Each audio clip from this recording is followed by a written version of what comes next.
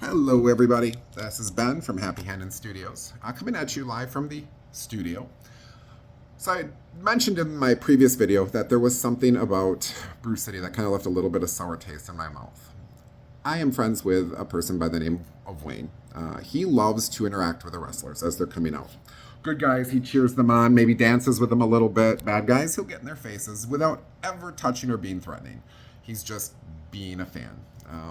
I've seen him at Hybrid do this, no issues,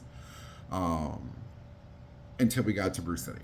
Asa Mitchell, and I am going to use names because I feel if you act poorly, you're probably going to be mentioned. Again, I do reviews to be truthful about them, not to sugarcoat. So Asa was walking back and Wayne got in his face because that's what he does. Asa almost seemed upset, scared maybe, and said something to the effect, don't quote me, but if you we'll get you kicked out. Security guy came running up, kind of separated them, I guess said something to the effect of Wayne of if you get up again, you can just leave. Now, Frankie knew Wayne's like this. Frankie put Wayne in the seat so he could do this. So that was a bit of a surprise. And then left poor Wayne kind of shook the rest of the night, not getting to do what he likes to do, which of course takes away the fun of the show. I love taking pictures of it because just the interaction can be amazing. And a lot of wrestlers really love Wayne because he, does exactly what fans should do at shows, especially independent shows. Obviously WWE, though I've seen people yell at the rough wrestlers, they don't really interact a ton. But at independent shows, it's part of the joy. So that did take away a little bit of the excitement and fun because it's like, wow, we kind of have to be careful. I would use the analogy of a strip club. There's a lot of wrestling federations where they're the type of strip club where it's the rules are a little looser. Again, keeping the safety of the wrestlers in mind and the fans.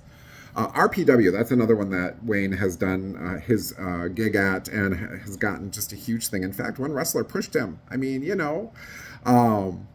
So, a lot of the federations, like the strip club, with the rules a little bit looser so that it can be fun for everybody. Brew City, much more like the strip club where you have to sit on your hands because if you accidentally brush the stripper, you're going to get kicked out by security.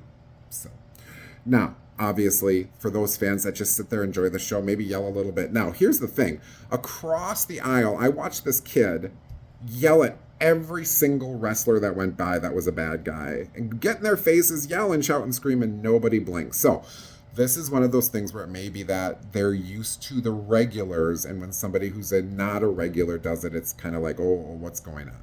So it was a blip of an incident. However, it is something I definitely want to talk about. So if you're a fan who likes to get up, get in the wrestlers' faces at Brew City, you might want to be a little more careful about which ones you're doing that to, because of course, nobody wants to get kicked out of an event.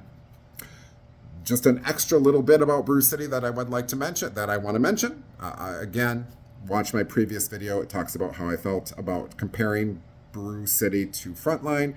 There will be other videos that talks about the matches themselves at Brew City.